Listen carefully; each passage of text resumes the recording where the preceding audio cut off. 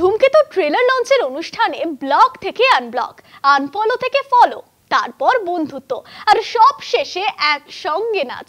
10 বছর পর এক মঞ্চে একসঙ্গে হাজির হয়ে দেব শুভশ্রীর অভিমানের পাহাড় কি ভাঙলো? তবে দেখুন প্রতিবেদন।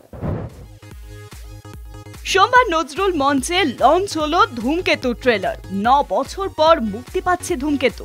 প্রচারে দেব শুভশ্রীকে একসঙ্গে দেখার জন্য অনুরাগীদের উচ্ছ্বাস ও উন্মাদনা ছিল তুঙ্গে। তবে কাউকে নিরাশ করলেন না দেব শুভশ্রী। প্রায় 10 বছর পর একসঙ্গে এক মঞ্চে হাজির হলেন এই তারকা জুটি। সম্পর্ক থেকে বেরিয়ে আসার পর দেব শুভশ্রীকে একসঙ্গে সেভাবে আর দেখা যায়নি।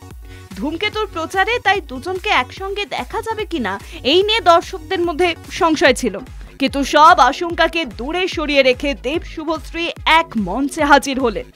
এতদিনের যাবতীয় অভাব অভিযোগের উত্তর দিলেন। এতদিন সোশ্যাল মিডিয়ায় একে অপরকে আনফলো ও ব্লক করে রেখেছিলেন দেব শুভশ্রী। এদিনের মঞ্চে কেটে গেল বাধা, একে অপরকে আবার ফলো করলেন। দুজন একসঙ্গে সেলফিও তুললেন। বেরিয়ে এলো ভেতরের গল্প। শুভশ্রী জানালেন তিনি কখনো সোশ্যাল মিডিয়ায় দেবকে ব্লক করেননি, বরং অভিমানী দেব শুভশ্রীকে ব্লক করেছিলেন।